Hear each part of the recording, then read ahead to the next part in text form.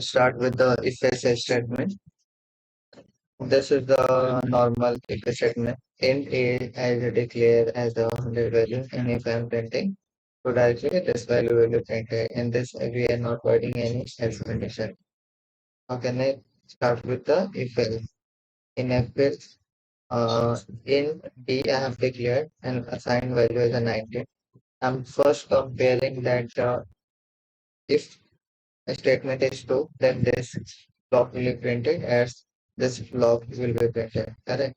So if it is greater than 50, then value of B is greater than 50, and you see it is getting printed here. If a statement is false, then it will come to this part, else part. Then in if else nested if else is also possible. Like I have to declare that in marks equal to 98. And here, first block is if, then else if, then else if. In the multiple block, you can write as per your requirement for the else if. So you can see I have declared that if marks is 90 greater than 90, then you will print this statement.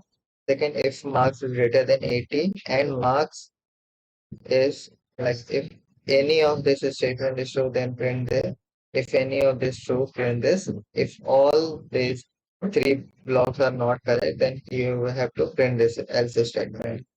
Then come to the next step, if else statement. Nested if else statement.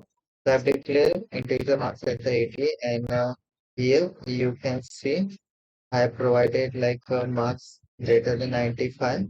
Then if marks is greater than 90, so it will start from this if, then it will go inside that if you take the statement is true, then this will be printed, else this will be printed.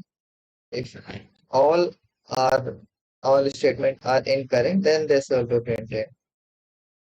Correct. So here this is like greater than 90. Our marks is not greater than 90, so it will not print it. So this statement got printed.